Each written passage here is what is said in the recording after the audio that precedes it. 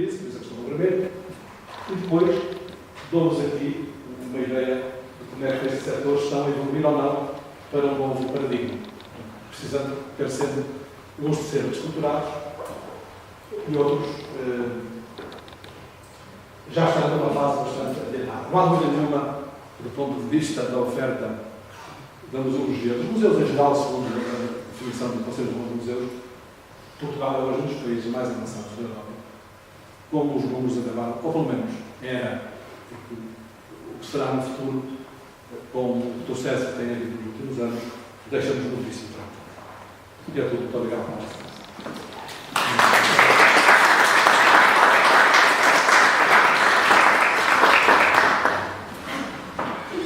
Então, antes que apareçam perguntas mais profundas e mais inteligentes, eu ponho uma mais simples, que é a seguinte.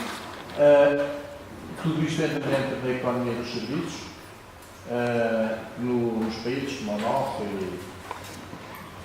anda nos 65%, 70% do PIB, vem da indústria, vem do setor dos serviços, não da economia da indústria ou da rural, é dos serviços. E eu também tenho preocupado da relação dos serviços com a museologia e como introduzir dentro da museologia outras dimensões. Já fiz textos, já fiz coisas sobre esta relação. Mas há uma coisa que eu nunca consegui encontrar, mas se calhar é capaz de me indicar. Dentro desses 60%, 70% do PIB, hoje em dia será mais ou menos isso que em Portugal pertence aos serviços, os quais está incluído naturalmente a educação, está incluída a saúde, está incluída outras dimensões como essas. Qual é a parte dos museus na construção do PIB nacional? E porque eu nunca consegui ter um número minimamente fiável para saber. É 0,1%, é 1%, é 2%, nunca consegui encontrar em lado nenhum qual é o contributo dos museus, e neste caso temos que falar do contributo dos museus na perspectiva em que falou. O museu não é a entrada, mas é todo o conjunto de outros serviços que estão associados ao próprio museu, sem incluir naturalmente, aquilo que eu queria, para o trabalho, sem incluir naturalmente a dimensão dos monumentos, que temos que fazer essa, pelo menos para certas coisas, poderá fazer sentido essa separação entre monumentos e museus propriamente dito. Como é que eu vou conseguir uma indicação sobre o peso dos museus no produto interno bruto e qual a sua parte dentro da economia dos serviços? Alguma ideia? Respondendo à sua pergunta de forma direta e de forma complicada. Porque, reparar, não existe esse caso. Ou seja, ninguém está a estudar esse problema. Ninguém está a estudar esse problema. Os estudos que vos trouxe aqui, podíamos trazer também, como disse, outros museus, outros locais, como seja o Centro de Educação e Gestão em Ceia, ou o Inatel em Fábrica de Roupas, ou os outros edifícios que há. Estes estudos são estudos sem grandes acompanhamentos, ou seja, este estudo não está a ser feito. E não está a ser feito, em primeiro lugar, porque existe uma perspectiva enviesada sobre este problema, que é aquela que eu referi. Portanto, o que é que se mede? Mede-se quando é que os hotéis rendem, quando é que rendem os restaurantes, e atribuem-se a esses hotéis e a esses restaurantes um poder gerador mais em si mesmo, quando não tem. Mas mesmo assim, existem alguns estudos que fazem parte desse tal livro que eu não consigo publicar. Por exemplo, a empresa Sintra, a empresa municipal de Sintra, tem um estudo sobre o impacto económico da sua oferta e dos seus visitantes. Existe também um outro estudo, que é uma tese de doutoramento, que se preocupou com um pequeno núcleo de monumentos de Lisboa, que são aqueles que são os Jerónimos e o que está à volta dos Jerónimos. Mas confesso, pouco mais do que isso. Pelo menos, primeiro, o problema é que quando... eu também sou investigador do Centro de Investigação em Turismo, na Universidade de Aveiro, que é, sem dúvida, a universidade do país onde os estudos do turismo estão mais avançados e reconhecidos internacionalmente, que realiza o maior encontro europeu de especialistas mundiais do turismo. E, mesmo aí, esta visão da economia do turismo é uma visão que tem muita dificuldade em entrar. Ou seja, consentem que eu vá para esse encontro internacional apresentar estas ideias, mas não as introduzem no currículo. Mas este problema não é um problema de Portugal. Eu também sou professor investigador e tenho internacionalizado em 3 áreas. Na área da filosofia, na área do turismo cultural e da natureza sustentável e na área da ciência da educação. Eu trabalhei na área do turismo e trabalho com Bordeaux, com Sorbonne. E também aqui este problema não está ainda, não penetrou digamos, no currículo desses estudos. Mas também já me autorizam que faça um seminário, uma conferência, um discurso deste sentido.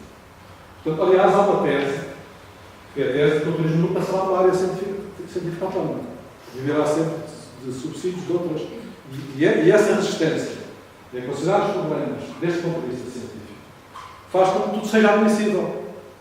E que se façam discursos, como aquele que nós ouvimos, por exemplo, ao nosso... Não é sobre esta economia, nem é aquele que... Não foi este, foi antes, que dizia sobre o turismo, tudo se conhece e está estudado. Portanto, nada mais há. Não se gasta um tostão na investigação científica. Eu não consigo, que a Fundação para a Ciência e a Tecnologia, de que sou réfere, que sou, portanto, também investigador, me aprova um projeto de investigação nesta área. Não consigo. Há 10 anos não consigo. Com que argumento? Olha, esse projeto não é estritamente filosófico. Ou esse projeto não é estritamente económico. Como não é estritamente económico, é estritamente filosófico, olha, Não tem boa explicação. amém-se. Mesmo quando o projeto é um projeto internacional, mesmo quando tem o apoio da Sorbonne e de Xiamen na China e Hong Kong, onde também trabalho como investigador. Não tem. Há uma resistência global e há um chegar a estas conclusões empiricamente. Ou seja, vai-se valorizando o património sem saber bem porquê. Sem saber bem porquê. Vai-se, de repente, há um acontecimento, porque de facto, na ciência, o acaso desempenha o seu papel. É verdade? O acaso desempenha o seu papel e a imitação também. Portanto, é muito difícil encontrar estes dados. Porque eles não existem, nem há um estudo sistemático sobre eles, que esteja a ser feito por nenhuma estrutura que pode pensar a realidade. Nem a Universidade de Aveiro, como há pouco disse, se dispõe a fazer. Eu acho que é necessário fazer este estudo. Depois há um outro problema que eu quero chamar a atenção, que é o seguinte. É que, quando nos dão os valores do rendimento do turismo, temos que nos interrogar se esses valores ficam em Portugal ou se ficam no estrangeiro. Porquê? Porque o nosso modelo de turismo é muito baseado, e estou a falar do turismo internacional, que é o mais valioso, e que funciona como as exportações, porque traz capitais para cá, sem os riscos da exportação de capitais. Mas quem é que está à frente desse negócio? Quem é que gera a vinda dos turistas? São empresas multinacionais. O dinheiro entra por lá e sai logo a seguir pelo outro. Eu conheço casos que também lá números que também já desapareceram das estatísticas. Em 2004, a Espanha, que era a segunda potência mundial do turismo, em rendimento do turismo, só conseguia manter no seu país 49% dos rendimentos. Porque eram grandes empresas, grandes agências, que faziam a gestão. Esse é outro problema ainda mais complicado. Então, nós estamos numa fase que eu chamo de egoica, porque é a fase de tentar, e estamos perante uma realidade que é muito conservadora, mesmo a nível da própria universidade. Mas estamos numa fase em que as condições para superarmos a velha dicotomia entre o dilema entre reservar o património ou valorizar a economia pode ser superado, precisamente por isto. Porque se os destinos turísticos não evoluírem para valorizar o património como seu core business, acabam por atrair, sobretudo, estas camadas que eu mostrei, mais baixas, com um nível cultural mais baixo, que são os que menos gastam. Se hoje forem ver agora e se sentarem num dos restaurantes ou numa das esplanadas mais caras de Lisboa, com atenção à conversa dos novos ingleses, por 660% foram-se embora, pelos ou perceberão que estão perante trabalhadores das camadas inferiores do Reino Unido que estão entusiasmados com o preço da batata fritas e do peixe em Lisboa. Eu não estou a fazer melodia, é mesmo assim. Portanto, nós substituímos essas camadas mais simples, com mais poder regional, por camadas. E os números são profundamente enganadores. E são enganadores intencionalmente. Eu posso vos dizer que não há nenhuma relação direta na economia entre o aumento da receita do turismo e a prosperidade das empresas e o bem-estar dos trabalhadores. Vamos dar um número, que é um número concreto. Toda a gente ouviu na intervenção social que este ano batemos todos os recordes do turismo. Este ano, de 2015. Só em 6 meses. Em 6 meses. Ou seja, no último trimestre de 2014, em novembro de 2015, perdemos 52 mil postos de trabalho neste setor. Perdemos 1.200 milhões de rendimento neste setor. E 60% das empresas de turismo estão em situação de pré-falência. Ou estão mesmo em situação de falência. Mas porquê é que isto não aparece nas panorâmicas dos jornais? Porquê é que as próprias associações não saltam a terreno para transmitir isso? Por duas razões. Pela mesma razão que eu não consigo fazer passar resultados estatísticos na comunicação social. E porque estas associações já não têm dinheiro dos sócios, os sócios não pagam contas. Não é só nas associações de sentido público onde há que fazer contas, como a minha ou a nossa. Vivem de subsídios do governo. Vivem de projetos ditos de investigação e atualização que subsidiam a secretária dos cargos nominados. Portanto, é ter muita calma na denúncia dessa situação. Eu posso dizer isto, posso concordá-lo, que são dados que estão certificados pelo Eurostat.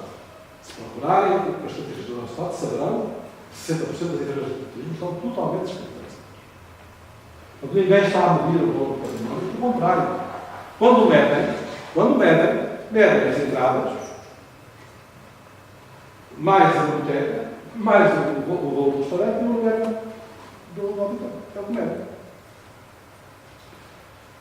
Este problema existe em todo lado, mas há alguns setores que estão já no caminho novo.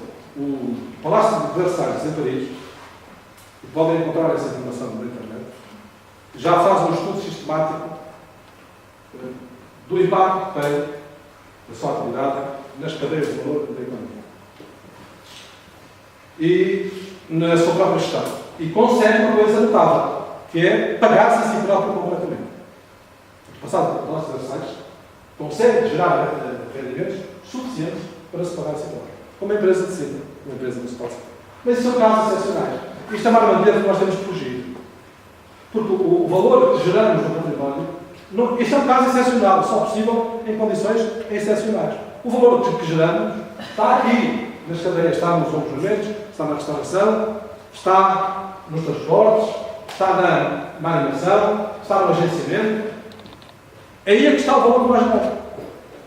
Não devemos ser empurrados para esta outra, porque a última trincheira para se mudar de paradigma e de modelo de gestão é esta. Vocês deviam ser autossuficientes como Sintra ou como Versalhes. Este setor é autossuficiente se soubermos compreender como é que funciona a economia moderna e a formação e a produção do capital e se tivermos em conta o conceito que eu introduzi das externalidades, que é um conceito que se aplica a todos os setores económicos. Peço desculpa pela loucura, um bocado, mas julgo que não fugia à sua pergunta. Não, objetivo. Continuo na mesma, mas percebo melhor o que é a mesma coisa que me diziam, há 20 anos diziam, o senhor só apresenta dados de Espanha. Não chegaram aos dados. Onde é que estão os dados? Não existiam. Nem existem. Tive que ir à procura. E às vezes vou buscá-los aos dados estatísticos europeus. Porque há um crescimento nos últimos os dados estatísticos do Banco de Portugal, o Estudo Nacional de Estatísticas, que é muito difícil, é preciso ir às fontes. Ir às fontes. Se quiserem saber qual é o estado da dívida portuguesa, mas não é da dívida do Estado, é da dívida do Estado, dos bancos, das empresas, das famílias. Tem que ir ao relatório da Mackenzie. Está publicado. Tem que ser correspondentes de uma das universidades da Harvard, por exemplo, eles podem ser, e tem lá o relatório da Mackenzie, que dá estes números todos. Nunca vem publicado. E existem. Reservados, guardados, servem para criar uma imagem da nossa realidade como uma imagem profundamente distorcida. Portanto, isto é um desafio para os investigadores da museologia. Tem aqui muito caminho para desbravar. Se quiserem a minha ajuda em divulgação, estou disponível com a autorização dos vossos professores, estou disponível para poder dar a minha divulgação. Mas compreendam que é difícil fazer esta mudança, precisamente porque isto vai destruir todo um conjunto de mitos que se criaram acerca dos custos do património, dos gastos do património, que é uma coisa que é a razão de ser da vida de tantos jornalistas, professores de economia, gestores políticos, etc. Quando isto é por terra, cara, isto funciona bem. Eu, uma vez, submeti um projeto COST exatamente para tentar perceber qual era o peso, vamos lá, na perspectiva de deixar claro que os museus não é uma ideia das pessoas, ter museus que gostam de, quer dizer, é estruturante para o país. Submeti no COST com uma equipe excelente, essas coisas todas. Houve 2 avaliadores que disseram outstanding, estou contente, comecei a ler, outstanding, excelente, etc. Até que depois aparece um que dá 10 e diz não vale a pena que isso já toda a gente conhece. E como tinha menos esforço, arrasou-me o projeto. Essa é a história da minha vida, mas compreendo perfeitamente a história. Desesperado. Ser divino, não era excelente, era divino. Naquele ano, havia um nível que era outstanding, acima do excelente. Portanto, houve quem desse excelente, Tinha que ser divino. Sim. E depois houve um desgraçado qualquer que deu 10, e como qualquer nota abaixo de 12 liquidava o projeto foi liquidado. Nós é por aí, olhando, os programas olham para franceses olham para o Louvre com o microcosmo do e os espanhóis fazem o mesmo com o Prado. Portanto, nós primeiro iremos aprender com o Louvre e com o Prado como é que eles faziam e sujeitar essas crenças a uma certa crítica, a uma certa discussão. Depois andámos durante 5 anos a testar uma metodologia económica que não funcionava bem. Só depois deste trabalho, uma operação, que durou 10 anos, é que avançámos com o inquérito, que agora os visitantes preenchem 2 minutos. Demora 2 minutos a preencher o inquérito. E dá-nos toda esta diferença. Lá está também um trabalho que na ciência da educação se chama de observação naturalista. Quer dizer que quando os nossos colaboradores estão a fazer este trabalho, alguém nos está a acompanhar para recolher algumas pistas e depois estabelece um diálogo mais prolongado com os. Mas esta é a metodologia. Mas damos estes números até ao meu. Certo? Porque o visitante diz-nos quanto é que gastou na gasolina, se veio de carro, se veio de avião, quanto é que gastou no hotel, quanto é que gastou na refeição, quantas horas tem de nós fazer estes dados que é absolutamente gerir o destino, gerir o património, gerir de forma fina, até o local. Agora, não há tradição académica, não há tradição científica, há uma enorme resistência a seguir por este caminho. Uma enorme resistência. Eu quero felicitar o professor por esta explicação que nos deu. Fico também satisfeito por saber que, as suas publicações, mas que ainda há muito caminho a andar nesta área de investigação. E ao contrário do que dizia que eu isto de economia, que dizia que já estava tudo estudado, já estava trabalhado a fazer, isso fez-me lembrar aquilo que a mesma resposta que o ministro, na altura também de Educação, tudo outra coisa, da Holanda, deu a Kepler, isto tem 1950 e tal, quando Kepler queria fazer, tal da física social, que está na base da sociologia, queria fazer um observatório astronómico bem puxado. Eu disse, o quê? Vamos fazer um observatório astronómico. Está muito estudado. Porque eles já sabem isto tudo acerca de Deus e dos anjos. E outros também. Infelizmente, é um que trouxe aqui dentro da Holanda e eu, quando quero que meus filhos de 200 anos, só para o ensino, em 1990, até cheguei nesse observatório. Pontuando, nem me disse que era muito especial. Aqui em 1968, eu até dava a estudar filosofia cá em Lisboa, passei alguns meses das minhas férias de verão a fazer arqueologia em Coimbra. Com aquela equipa que ia de Roberto. Com o Roberto Diana, Já faleceu de Roberto, estivemos lá. Não contribuí assim muito para os hotéis, porque eu e os colegas vamos para a grande tenda e montámos exatamente a viagem à entrada do portão de Coimbra e das escavações. E daí tinha lá aquela europeia acerca das viagens turísticas, às vezes a ignorância também se paga. Fui a Serra Estrela e eu disse mais ou menos, conhecia tão bem a minha familiar, que veio da universidade, e aquele hotel de turismo da minha familiar, e aquela muito barato. E mas a minha mulher disse, então agora de inverno, nós vamos lá, foi barato e tal. Cheguei lá e caríssimo. Caríssimo o quê? A estação de lá alta, que é o contrário do que se faz no Algarve. Ou seja, de inverno paga-se muito mais caro. Que é o da média, essas coisas, quando tem ignorância, se paga-se e confia está um bocadinho mais informado. Porque foi agradável, então, antes de mais a Serra, até à torre, e ainda vi com a mulher, essas coisas. Muito obrigado pela sua. Muito obrigado pela sua apoio. Só em termos de Natal, um assunto que se passou também a propósito. Aqui no Museu de História Natural, há uns anos atrás, fizemos a proposta e o projeto do Museu de Caneco, que é das pegadas dos dinossauros. E no andar, no teto, no telhado do edifício, foi colocado um observatório ONU, para entendimento da paisagem, para entendimento do sol, das estrelas, dos caminhos, daquilo tudo, mas enfim, o observatório ONU, naturalmente, o observatório para descobrir o céu. E o ICN, no parecer que deu, disse: é de retirar o observatório ONU, porque é pouco provável que se vejam as estrelas na região de Camus. Confirma. Este parecer histórico está no dossiê do projeto aqui no Museu de História Natural. Eu tenho uma cópia em casa. Agora, Já a propósito do museu e a propósito destas economias associadas ao papel do museu, há aqui alguns indícios que nos fazem pensar que o museu tem um contributo importante. Estou-me a lembrar que a sétima colina, de há uns anos para cá, tem-se vindo a transformar. E o East Bank tem um papel importante nestes negócios.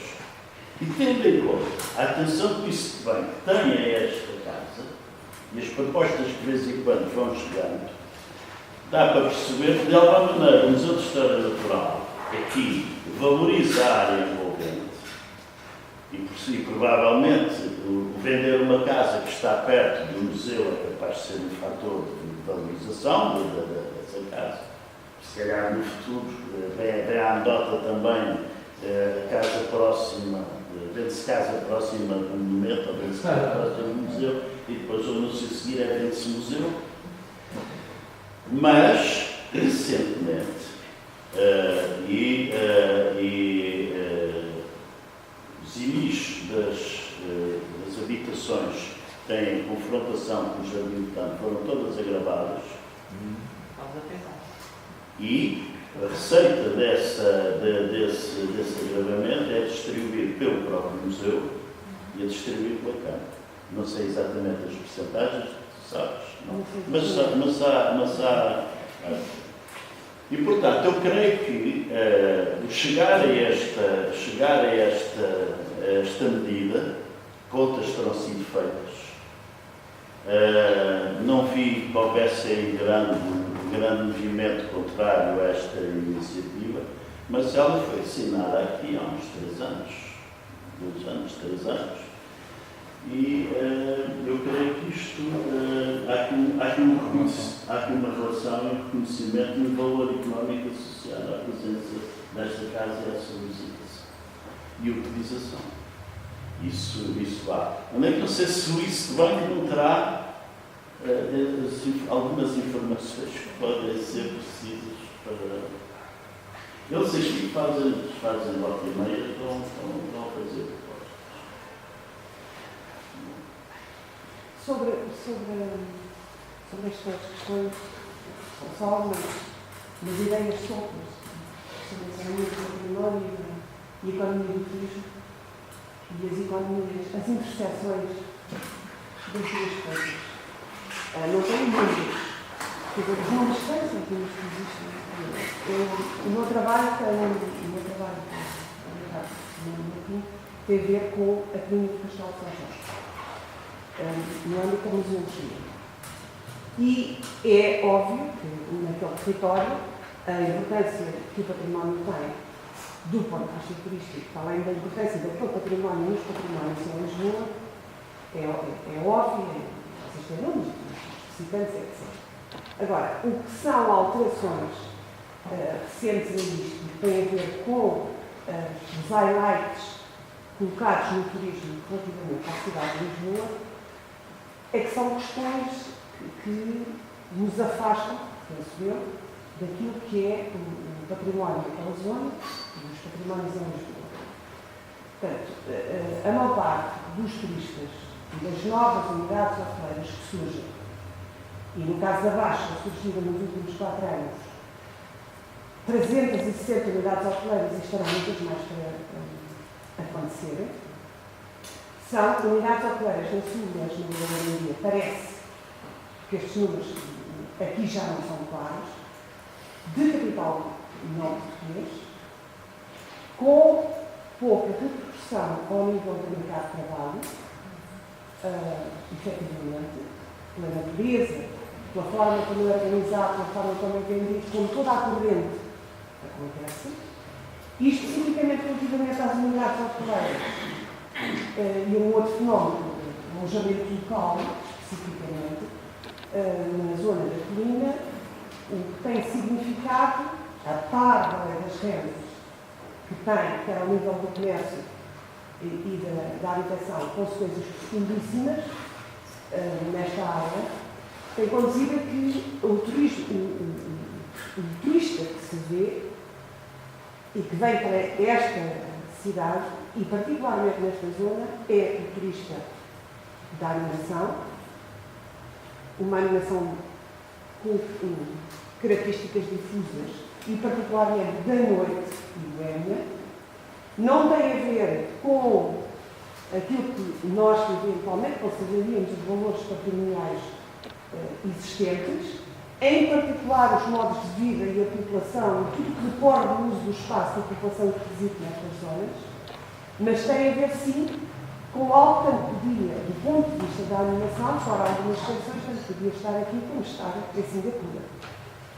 Não há, no entanto, chega entendido como o valor patrimonial. Aquilo que existe, que me parece óbvio, a redução da população nesta zona atinge, em algumas freguesias, 40% a 50%, entre um censo e outro, em termos de censos, 2001 e 2011, e isto acelerou-se muito mais depois de 2011. Portanto, a cidade é vendida com estes valores patrimoniais, mas os valores patrimoniais em si não ultrapassam o uso que o turista faz da cidade. E isto penso que está a conduzir, não consigo medir ainda, mas está a conduzir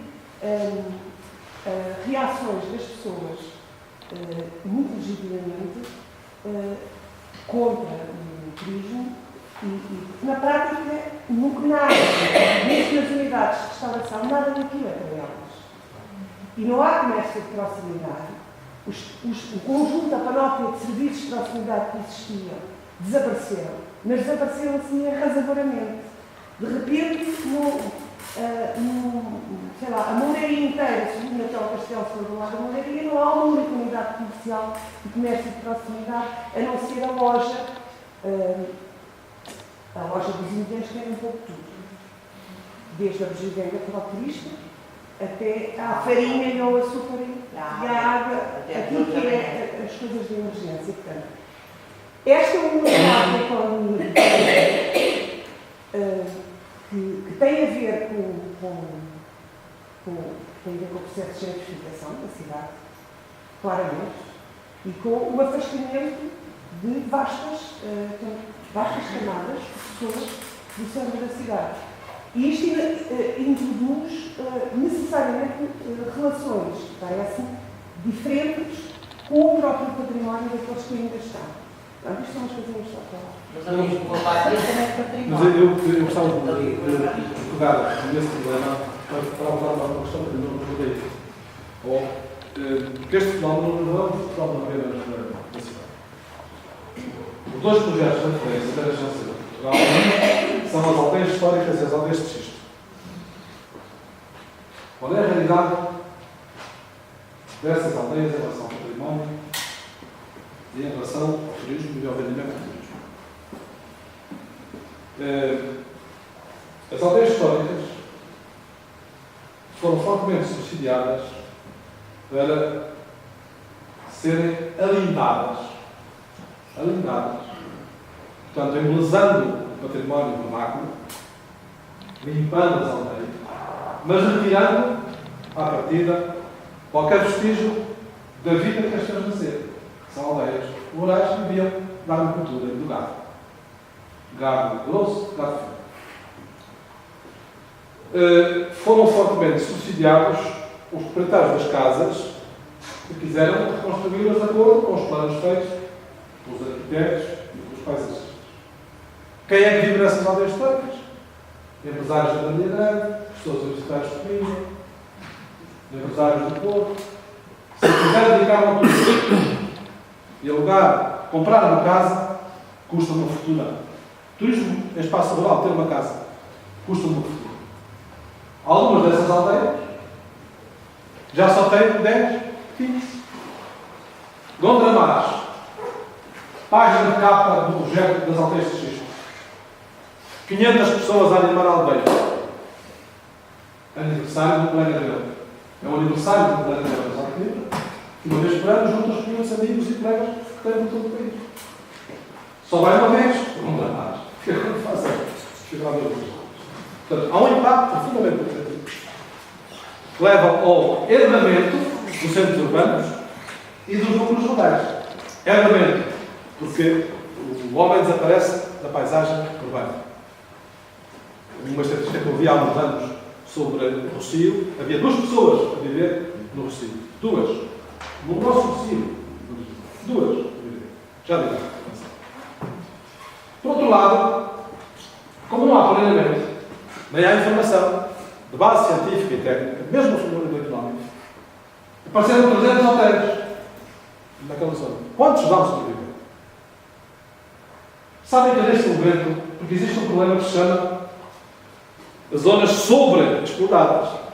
E essa é a tendência normal do mercado quando ele funciona sem regras.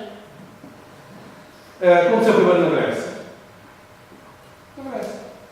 Aconteceu a seguir em Espanha, no sul de Espanha, e acontece em Fátima. Querem fazer um congresso o mais barato possível, em que os hotéis custam tudo e meia, e as salas, onde é que fazem? Fátima. O nosso centro de formação de professores políticos tinha aqui, e tem ainda a sua base nestes museus, e que funciona desde 89, então podia fazer um congresso com os professores, um lugar onde eles Fátima. São zonas saturadas de oferta. Só sobrevivem por causa de subsídios antieconómicos. Mais. Grande parte desses turistas que hoje vão para o Algarve, e que em número e em soma de rendimento parecem fazer crescer a economia do turismo, compram pacotes, a agências internacionais, em que o quarto é vendido a custo zero. A custo zero. Tal é a concorrência e o excesso da concorrência que o custo é zero. Como é que ganham depois os hotéis à dinheiro? Descobriram de repente que podem fazer circuitos do turismo cultural. O museu mais visitado do Algarve é o armazém de peças que está em Lagos. O armazém de peças amontoadas em Lagos. Apenas porque fica a meio caminho de Sagres. E, portanto, as agências turísticas param o meio caminho para eles tomarem café e para a universidade séria. Isto não é uma caricatura, isto é a nossa realidade. Portanto, olhar assim para o património leva a um conjunto de distorções que já enunciou. A diferença está em que, na Grécia, em Espanha, este processo começou a ser invertido. Começou a haver uma política. E é curioso, partiu dos empresários, porque em Espanha os empresários têm associações de grande envergadura e têm centros de investigação científica nessas associações, que estudam estes problemas e que muitas vezes sabemos a comunicar ao Estado regional ou nacional que planeie e que ponha limitações. Eu não prevejo grande futuro para esses novos roteiros. Mas como toda esta realidade é escondida através de uma forte subsidiação, eles vão se manter. Ora, não é disso que estamos a falar de facto. Aliás, uma das funções da organização dos circuitos e das rotas com base no património implica uma discussão do que é a animação, que é uma discussão que está por fazer. Porque a maior parte desta animação é altamente antieconómica. Quando vem nos jornais que o Festival do Chocolate deu não sei quantos milhões, eu nunca vi um estudo a mostrar isso. Nem sei como se faz. Eu não sei como é que se faz, num dia ou dois, um estudo. Eu sei que é fácil comigo. Durante um ano, trabalho de formiga a recolher opiniões nas quatro estações com diferentes tipos de turismo. Há 16 anos. Em 2 dias fazem um estudo que permite determinar que o Festival Medieval, não sei de onde, ou o Festival de Chocolate, que dá milhões e milhões. Eu sei quanto custa. Custa milhões. Duvido que dê milhões e milhões. Mas serve para a propaganda política do autarca local. Esse é que é o problema. E funciona. Porque os empresários têm naquele dia um grande rendimento. Mas não funciona para o turismo. E eu tenho muitas experiências, muitas tentativas na região da Serra da Estrela, na região do Porto, na região de Coimbra, de organizar de forma permanente estes circuitos. E a cultura dos nossos gestores, dos nossos serviços, não o permite. Não o permite. Portanto, o problema da animação, há animação turística, que não é animação turística, porque, como disse, deixa-nos contar uma história verdadeira. Nós voltámos o circuito da romanização nas terras de Cicó, que são as terras que envolvem Conímbega e os seus concelhos. A ideia é muito simples. Chega-se a Conímbega, com o mesmo bilhete, vai-se visitar a Vila Romana de Lamaçal e a seguir o Complexo Monumental de Santiago de Compostela. Projeto considerado internacionalmente, apoiado pelo GEM, cujo orçamento não visualizou um cêntimo. Fizemos 150 folhetos para que os turistas, quando chegassem a Conímbega, fossem distribuídos pelos outros locais. Depois de gastar 150 folhetos, as 3 câmaras, até hoje, ficaram de nos entregar ao Centro de Formação Comunitária 2.000 euros para podermos fazer mais 150 folhetos. Porque sem os folhetos, o circuito não funciona. O funcionário que estava ao balcão pode dizer que existe circuito de regularização e apontar no cartaz. Se não entregar os folhetos, não consegue mobilizar a indenização. Mas, ao mesmo tempo que estes 2.000 euros não foram recusados, naquele ano a Câmara de Condeixa estava na moda a Marisa, organizou as noites de Conímbega, em que o palco estava de costas viradas para as ruínas de Conímbega, com as ruínas em plena escuridão, e gastou, na primeira noite, 49.000 e na segunda, 51.000. Isto é a realidade das coisas. Mas se vira nos jornais, grande impacto, 100.000 turistas em Conímbega.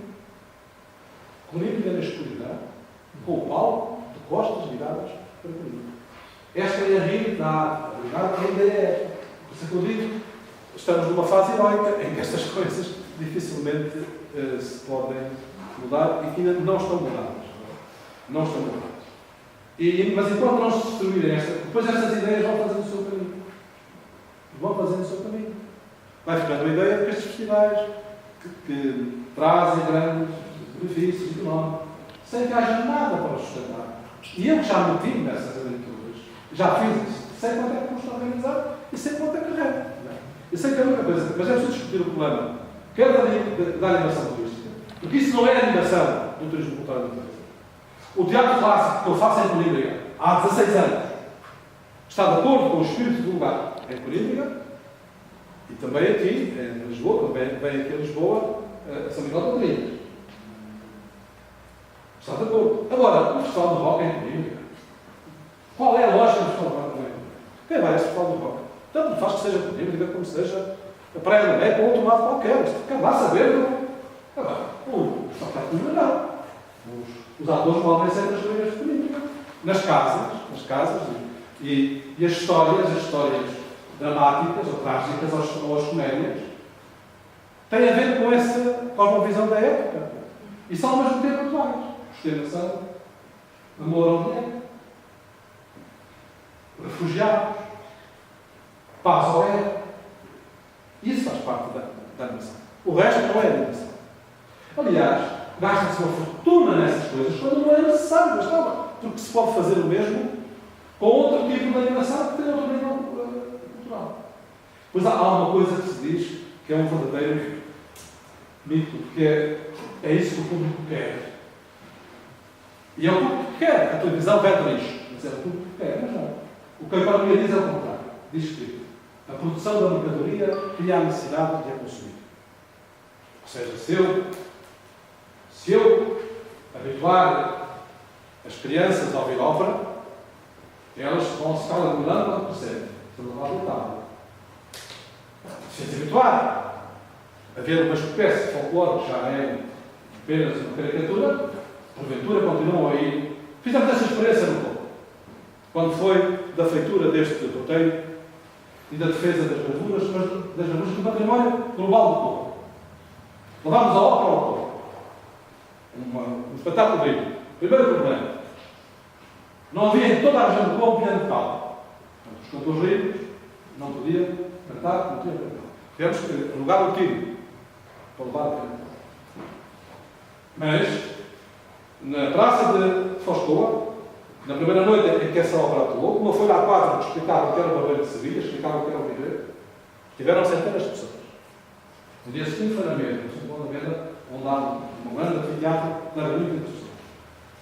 A população que estava em Foscoa veio toda para ver e trouxe os vizinhos, os amigos, os conhecidos, encheram o anfiteatro e ficou junto cá fora. E mais que me dessem portanto, é o contrário. É a oferta, a produção da mercadoria que leva a gera o gosto de vida. Uma das razões que eu não expliquei porque é que nós temos estes números de visitantes dos museus devem-se, num período muito curto de 10 anos, à duplicação do número de museus e centros de interpretação que o nosso país oferece. Em 10 anos, duplicou esse número. E deve-se a outra coisa, que é a chegada dos jovens ao museu, por via dos professores e das escolas, portanto, a criação de novos públicos, graças ao trabalho dos professores. Nós chegámos a ter 240 mil visitantes em Corímbega no tempo em que as escolas estavam cheias de crianças. 80 mil eram jovens escolares. Temos tudo isso estudado. Mas a chegada aos museus, que é o que nós verificámos aqui nas questões de não. Durante a semana vinham os jovens e no fim de semana traziam os pais. E os mais pequeninos, os carnívoros, não é? Os mais pequeninos, os que logravam nas exposições, traziam os avós no fim de semana. O fenómeno de novos públicos que geram e que vão recuperar segmentos do público que pode ser observado em todos os museus do país. E a chegada das camadas populares aos museus, graças às juntas de freguesia, que pedem à Câmara, pediam à Câmara o autocarro e levavam toda aquela gente, toda aquela não, mas também para visitar o museu. E há alguma coisa que se assemelha. Esse processo deve, e claro, naturalmente também, à qualidade da nossa museologia, à sua modernização, à sua acessibilidade, à sua diversificação. Ao trabalho dos nossos museus. Esta casa, quando foi exposição dos dinossauros, tinha mal saído do incêndio, estava no Tosco, passava no Tosco, e tivemos 340 mil. Em 3 meses. Em 3 meses, ou seja, o espetáculo da museologia podia competir com o espetáculo de música, o espetáculo de futebol, futebol, aquilo que quiser. Podia competir, pode. E foi esse o processo. Por isso é que é o meu receio. É que agora já não encontro esses meus concidadãos das aldeias inimigas. Já não estão lá. Já não os vejo. Já não vão lá.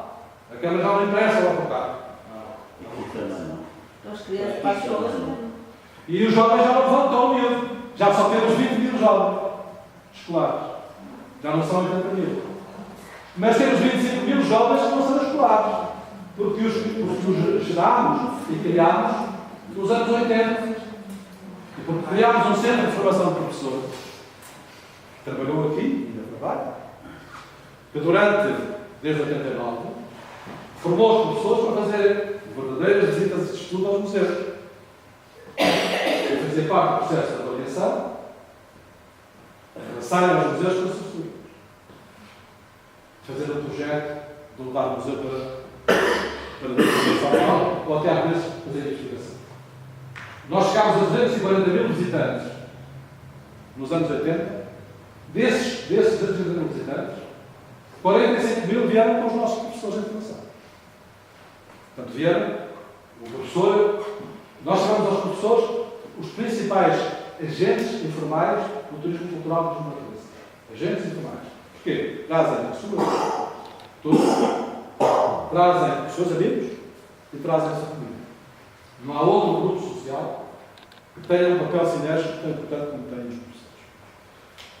Portanto, podemos hoje tirar essa lição da experiência de Cefal, como, aliás, da experiência de outros centros que ajudámos a criar a formação, também tiveram esse efeito absolutamente multiplicador. Aconteceu com o vice-gerente da Câmara da Feira. Os empresários deram-nos alguma capacidade, alguma liberdade de trabalho, 2 anos, quase passaram de 0 para 150. 0. E ali com entradas pagas, com bilhetes da ordem dos 8 euros, porque não são bilhetes preparados. Isto está a ser para a Portanto, reforçando tudo, apoiando tudo aquilo que disse, o que está a assistir em Lisboa, de facto, não tem a ver com uma valorização, porque o que está a acontecer, nem em Paris, com contradições, com interesses instalados a quererem substituir os museus por outros negócios. De vez em quando trava-se uma batalha surda, que ninguém se percebe, trava-se. Em Paris trava-se porque aqueles espaços que estão no centro de Paris valem uma fortuna. Ainda agora, ainda dando cabo daquilo que era a menina dos olhos do nosso grande professor Bragança Gil, que era o Palais era Couvert, que o governo Sarkozy deixou que os telhados rompessem, deixou que se degradasse aquele complexo e depois propôs à direção do museu reduzir o museu a metade e alugar a outra parte para a reabilitação a uma grande empresa de animação. Podemos nós aqui no museu. Mas não vingou. Aliás, a nossa Associação de Assistência teve um papel fundamental. Escreveu ao Sarkozy e o Sarkozy, se estivéssemos descansados, porque era património da humanidade, ninguém ia tocar. Não tocar. Mas esta luta é uma luta que está viva e é Mas aqui acho mesmo que vão dar. Tal como falta discutir o que é a linguagem de comunicação do turismo. Porque há uma linguagem própria dos museus. E não há muito, mas há gente que trabalha sobre isso. Mas há uma linguagem própria da comunicação dos manuais de turismo, dos roteiros. Que obedece a um, tem que conhecer os públicos e tem que ter uma tendência para fugir, quer ao hermetismo, uma suposta ermitação, quer à banalização da informação. Tem que encontrar uma linguagem que seja acessível, mas que leve a consciência, que leve a cultura científica e a cultura em geral dos seus usufrutuários. E isso é possível. Os roteiros que viram só foram para o público depois de serem experimentados com 90 a 100 grupos de todas as condições sociais e idades. Foi a partir desses grupos que se fez almoçar com as palavras difíceis, que estão no final do roteiro. Foi a partir dessa experiência experimental com os grupos que se remeteu, na parte final, não apenas para os livros, mas para os sites da internet onde há informação para o comentário. e que se reformularam partes do livro para serem perceptíveis por quem o lia. De uma forma muito simples. Aqui está um texto científico mais complexo, e ao lado se simplifica, e ao lado está um quadrozinho onde quem quiser perceber melhor aquele conceito científico tem lá a informação. Eu, se não quiser, passa por aí. Vai perder. Esta complexidade que há da comunicação em ciência ou da comunicação quando se faz. Sobre todos estes aspectos que são bem interessantes, não é? Essa sua luz de um estudo que vem fazendo durante já há vários anos e que com certeza que é muito interessante ouvir a sua reflexão. Eu apenas queria acrescentar aqui, igual que a Maria, um bocadinho seguindo essa linha, mas algumas pinceladas, mas só assim para alargarmos um bocado mais a reflexão. Eu venho estudando um bocado as questões do património imaterial, nomeadamente as questões da participação, do que significa alargar este conceito de património, envolver as populações locais, que formas de participação estão sendo implementadas, que consequências têm, quem é que entra, quem é que sai, de que maneira participam as pessoas. Durante a sua conversa e os comentários dos colegas, surgiram-me outras ideias, não é? Falava das ruínas de Coimbra na sombra. Eu acho que tudo isto tem aqui, há muitas caras, não é? Há diferentes dimensões de todos estes processos. E há também outras sombras, há também outros lados desta mesma moeda. Por exemplo, a própria questão do património imaterial e o facto de chamar outros setores sociais, nomeadamente as populações locais, a participar, trouxe muito aquela ideia de turismo. Tem vários reflexos no mundo do turismo. Entre outros, a ideia de turismo criativo no sentido de associar ao cultural a experiência, de viver algo de diferente com essas populações locais. Isto, por um lado, não é? Uma pincelada era esta. De que maneira se reflete tudo isto nestes conceitos que o António trouxe, não é?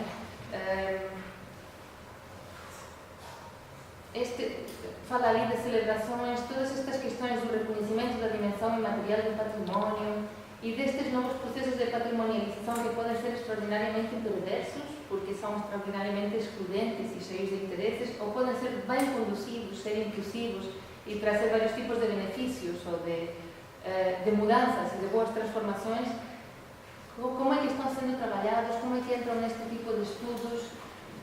Esta era uma pincelada. Há outras pinceladas, por exemplo, eu tenho colegas que estudam questões como de todo este turismo cultural, como é que isto se reflete nas populações locais, de que maneira contribui ou não contribui a melhorar a qualidade de vida das populações locais. E, nomeadamente, por exemplo, conheço uma associação em Barcelona que está a trabalhar com as zonas de mais afluência turística de Espanha e também alguns países da América do Sul, e que está a seguir de perto, a pedido das empregadas de hotel, ao setor feminino do setor hoteleiro,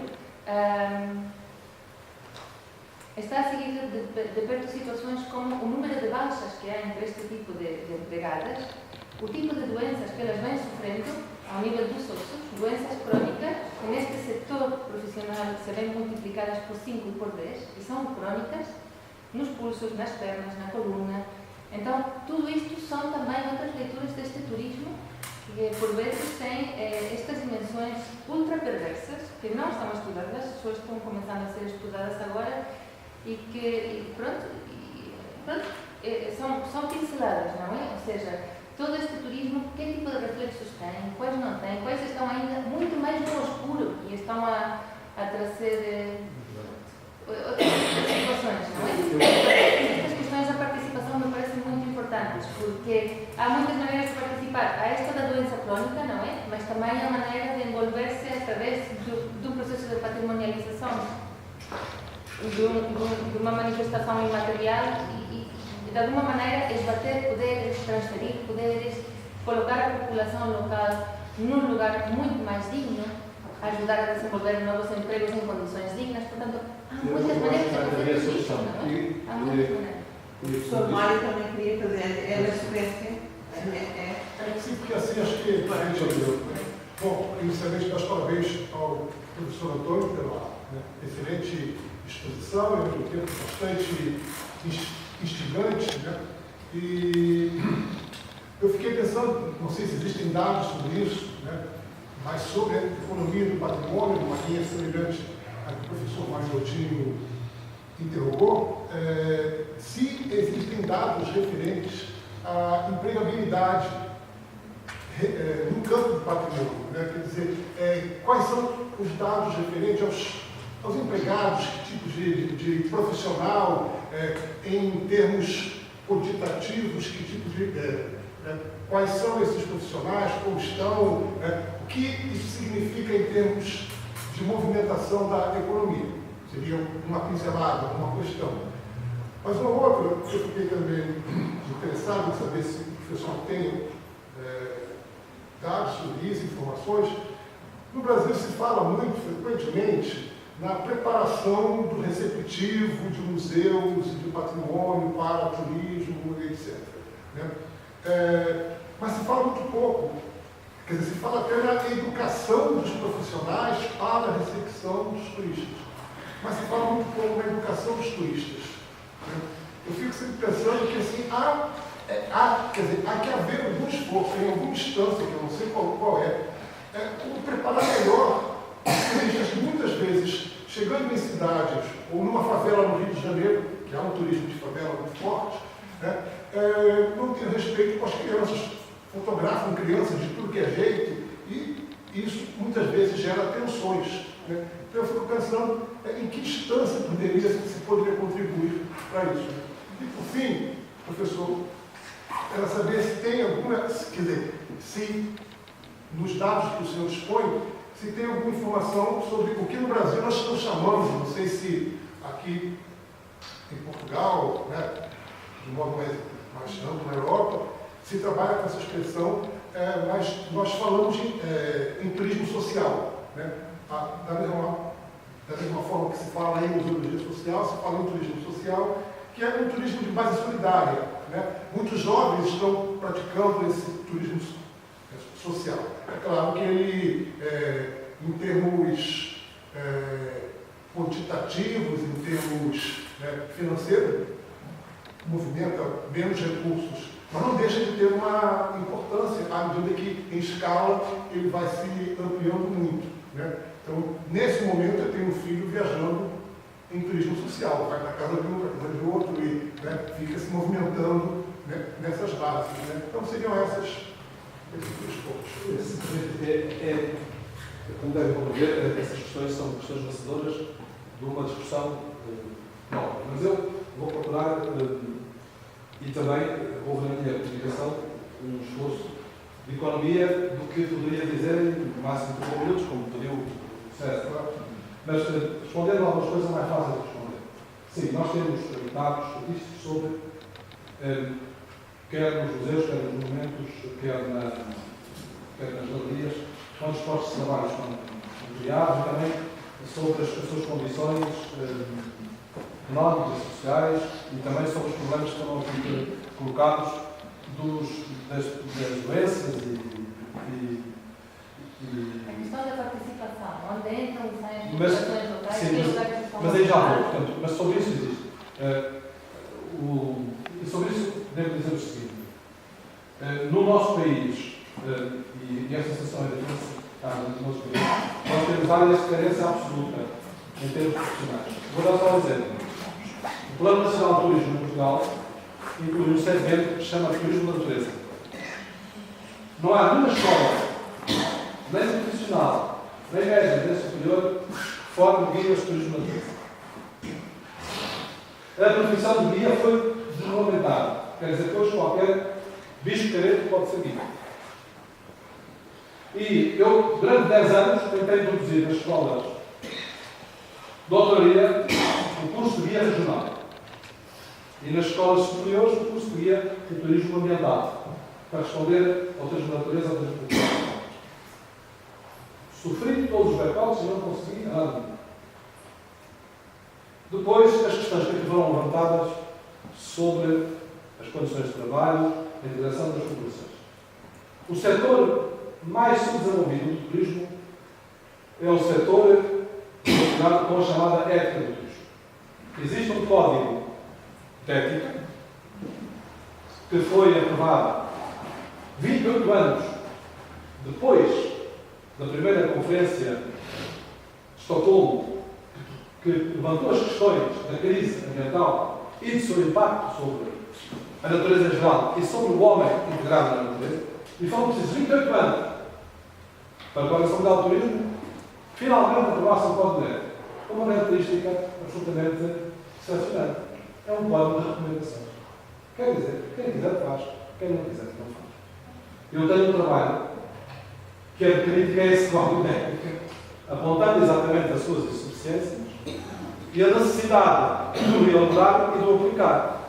Por exemplo, quando, há pouco vos mostrei o roteiro de Tony, foi feito em 1975, ele termina com os 10 mandamentos do turismo ambiental, para educar os turistas. Porque o impacto negativo da educação dos turistas é tarefa para as escolas de turismo, quando formam os seus profissionais, e é tarefa para as diferentes entidades que trabalham na área do turismo. Isso pode ser feito por propaganda. Por exemplo, a China tem hoje um problema gravíssimo com a expansão do seu turismo, porque muita gente que ascendeu à classe média tem comportamentos, que são comportamentos de camponeses nos tempos da fome, com uma área protegida, caçam um pato e assam com um mareta, só para fome. Isto não é caricatura. O governo chinês tem um trabalho existente, até muito normativo, com regras, com normas, com exigências, e utiliza os meios de comunicação social, utiliza as agências de viagem. Cada turista que sai para o estrangeiro leva um breviário, um ABC, das coisas que pode ou não pode fazer, ou quando vai a uma área protegida da China. Mas esse aspecto é um aspecto mais explorado por toda.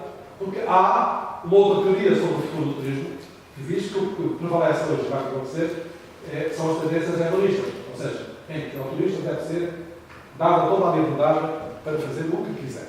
Bem, e aí entramos na questão da participação. O problema da participação resolve-se, ou nunca mais se resolve, no ato de construção do projeto turístico. Se o projeto turístico tem em consideração a participação das populações, ele reflete-se de forma positiva para as populações, ou então reflete-se sempre de forma negativa. O que eu estou a dizer é que os projetistas do turismo, além de ter em conta o problema do código de ética, por exemplo, hoje já apresenta preocupações visíveis no que toca às chamadas acessibilidades. E o problema das acessibilidades não é um problema dos mais velhos, porque as patologias da velhice acontecem ao longo do. Mas raras vezes nesses projetos se tem em conta a participação das populações. Isto é, que o projeto turístico se traduza numa melhoria da sua situação social, nos abra um horizonte comum de coisas. Isso é a origem a uma doutrina do turismo que se chama ecoturismo. A doutrina do ecoturismo tem um conjunto de princípios e regras em que o primeiro deles é a necessária participação das populações. Mas o que é que significa essa participação? Quando há pouco referi o circuito da harmonização e o complexo mundial, ele foi o local onde eu testei a aplicação normativa, moral, desse código de ética do turismo. Porquê? O que é que era Santiago da Barra? Uma velha torre em ruínas, uma mercearia da aldeia, daquelas que tinham tudo, com gente já muito velha, e uma antiga barbearia e posto de turismo, onde só a viúva estava viva. O que é que implicou discutir na equipa de projeto a participação das pessoas? Em primeiro lugar, as pessoas que estão alojadas têm que sair para um lugar melhor. Têm que sair para um lugar melhor. Quando saírem, têm que sair para um lugar melhor. Essa tem que ser uma preocupação. Gastos dispensados. Tem que ser despesas do projeto. As consequências morais do projeto têm que estar incluídas no projeto e nos custos do projeto. E saíram.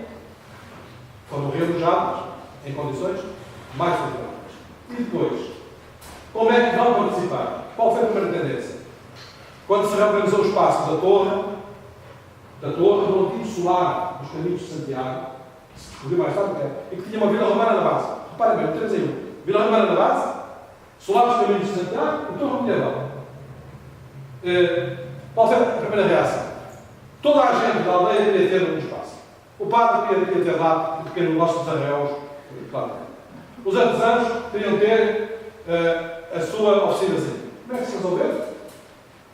Na sala onde o senhor Romano recebia os seus clientes, que compravam os lotes, colocou-se um pequeno bar de estaria e montou-se uma loja com todos os artesanatos, desde o do padre até aos pequenos artesãos.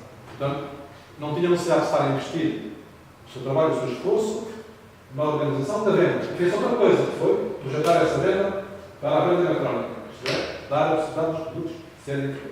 Mas tem que ser em conta estas contradições. As pessoas que foram recrutadas para trabalhar nessa área, lá dentro, foram as pessoas selecionadas normalmente nos cursos de formação. Aquelas que tinham melhores condições. E o projeto foi aberto em obra. O que é que eu quero dizer isto? Abrir em obra. Porque o abrir em obra, além de ter um grande efeito educativo e pedagógico e vai criando o seu público, porque ele vem, o público vem para assistir à recuperação da torre, e depois vem para ver como é que ficou o solar, e depois vem como é que ficou a obra final. A primeira coisa que este conceito de visita em obra implica que está a trabalhar e que grupos organizados podem ir. Isto também não é uma direção nossa. Em Espanha, a Catedral de Santa Maria, em Vitória, os projetos de reabilitação duram 10 anos. Durante 10 anos podemos visitar desde os cubos da Catedral até às catacumbas que nunca mais podemos ver.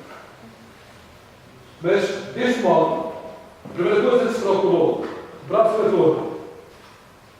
Porque a torre é um observatório da paisagem. Permitia desde o princípio que recuperar a torre se pudesse maneira de interpretar a paisagem. Na noite em que se abriu a torre à população, primeiros visitantes, a população não veio. O que é que eu ouvia nas escadarias da torre? Fez-se uma escada militar antes do governo e fez uma pequena pirâmide com a do Louvre para se ver a entrada do Vila Romana. O que é que eu ouvia dizer aos mulheres? Isto é uma maravilha. Quando eu quero miúda, quero umas cenas em cima. Olha, o meu filho escutou-se aqui num. Portanto, a primeira reação foi: este é o nosso património, nós estamos a subir, se melhorou, se combinou. Portanto, houve esta preocupação. E dando todos estes passos, aquele lugar é um lugar. E entregou-se a gestão à junta local, mas com supervisão científica. Porque não se pode dar esse passo em falso, que é levar a participação ao ponto de se entregar tudo aquilo, é o que eu dizia há bocado, não se pode atender à manipulação de arranjar um espaço para cada negócio, porque isso é dar um passo que depois nos falseia o objetivo fundamental. Mas o que é que eu digo? Digo que, em regra, um projeto não se preocupa com a participação e integração, nem com os custos dessa participação e integração. E isso é uma mudança que tem a ver. Mas isso tem a ver com o quê? Tem a ver com o tal Código de Ética do Turismo. O Código de Ética do Turismo põe lá a questão das condições de trabalho, dos direitos dos trabalhadores. Mas se é um código puramente recomendativo, não há nenhuma escola de turismo em Portugal que estude código. Mas, se eu perguntar aos professores, meus colegas de turismo, quais são os princípios do código, não há um que saiba responder isso. Pior ainda, a literatura anglo-saxónica, que é a literatura que domina na área do turismo, o turismo é uma área recente, o seu corpo científico é recente também, e há, como disse há pouco, nem sequer há corpo científico. 80% da literatura internacional académica sobre turismo é anglo-saxónica. Conta com os dedos, é 0,000 os textos, as publicações sobre a ética do turismo. E quando há uma publicação, não é sobre a ética do turismo. É alguém da filosofia a filosofar sobre o turismo. Fazer um devaneio, a dizer que ao turismo se aplicam não sei quantos princípios de Aristóteles e mais uns outros da filosofia moderna, etc. Portanto, eu acho que isto tem a ver com a necessidade de incorporar na formação do turismo e da propaganda do turismo os princípios do Código Mundial de Ética do Turismo, desdobrados para a resolução moral dos problemas concretos que o turismo envolve. Quer dos seus trabalhadores, quer dos seus beneficiários, quer dos impactos. Havendo também uma reação muito comum, que é, aliás, o grande argumento, os defensores do turismo sem regras, do tal princípio do turismo, opõem dois argumentos ao turismo, à ascensão deste novo paradigma do cultural da natureza e até à sequer à definição da ética do turismo. Mas eram dois argumentos. Um era precisamente os interesses das populações locais. E dá um exemplo de Torremolinos. Torremolinos conhece com certeza. Até que já sei que foi despeito. Portanto, conhece melhor que se calhar do que estamos aqui. Dizia desses autores, que não são Torremolinos, confrontados com a questão se queria trabalho, progresso, ou se queria património, escolheram claramente massificar as construções e destruir o seu património. Esse é um argumento. O outro argumento é que o turismo cultural da natureza não é um turismo máximo. Portanto, não tem regra económica, é um luxo, é um privilégio. Ora, os números dos diretores, prova, isso não responde. É óbvio que em casos como Torremolinos, pertencem ao passado. Ou seja, hoje as populações têm já uma outra consciência. E o que resta saber é se os decisores económicos estão dispostos a fazer essa partida. Portanto, e repito, tudo se define nos projetos. Porque se o projeto não tiver em conta essa necessidade de participação, os efeitos múltiplos que têm a condição, se não tiver, e se não incluir, como digo, ter em conta, não é só o razoável sobre a acessibilidade da participação, é ter um orçamento para isso. Nós tínhamos a torre. E não queríamos que tínhamos a torre. E para que as pessoas com comunicados fossem à torre, era preciso um valor. É óbvio. Porque não podiam subir aquelas escadas militares. Mas, ao mesmo tempo, apareceu o desenho da romana. E, das duas, uma, ou fazíamos o elevador, ou íamos à Vila Romana. Optámos por fazer a Vila Romana. Mas cá embaixo fizemos um quiosque do lado, para que quem não pode subir tivesse toda a informação que tem, vista da depois são as opções morais. Quem é que queria? Encontrar um compromisso e, repito, o orçamento chegou ao fim, sem mais pequenos. Isto também é só possível se as equipas forem equipas de multidisciplinar. Eu tive a preocupação de cuidar da São João. Da São João foram sempre 7 engenheiros de diferentes especialidades. E um arquiteto. Com todo o respeito. O arquiteto, eu peço uma mulher arquiteto. Mas porque uma mulher arquiteto, e havia o escritor da arte, e havia o professor de ciências da educação, porque é que eu preciso de uma mulher? Pela razão que foi demonstrada até o fim. O povo chama aquela torre de castelo. Eu nunca fui um castelo. Foi quando monto uma torre de energia medieval. Mas transformou-se em residência sensorial. Os contos de sensorial. Não era preciso que toda a reabilitação nos desse a ideia de uma casa. E se a arquiteta nos tivesse atento até ao fim, na noite da inauguração, quando o engenheiro da iluminação iluminou a torre, nós vimos uma torre de castelo. Foi preciso que ela, até ao fim, fosse lá emendar, para que nós víssemos, ao anoitecer, uma casa que se torna familiar, onde a mulher acende o fogo da cozinha, onde a mulher ilumina as salas e torna uma sua casa. Portanto, achámos que uma arquiteta tinha outra sensibilidade para fazer um projeto que não nos desse uma torre militar, mas uma casa residencial. E funcionou. E o último toque foi com luz. Foi preciso cortar aquela luz crua que realçava as areias, que realçava os aspectos militares daquela construção, para substituir com uma luz interior, que vinha de dentro de uma casa. Tudo isto tem que ser considerado e tem que ser a partir do projeto, porque senão, como diz o projeto popular, as coisas estavam mal sem ter. Eu agora iria convidar toda a gente para quebrar um pouco a formalidade da reunião e, de uma forma muito informal, como sempre disse, usufruir e chegássemos aqui esta vez.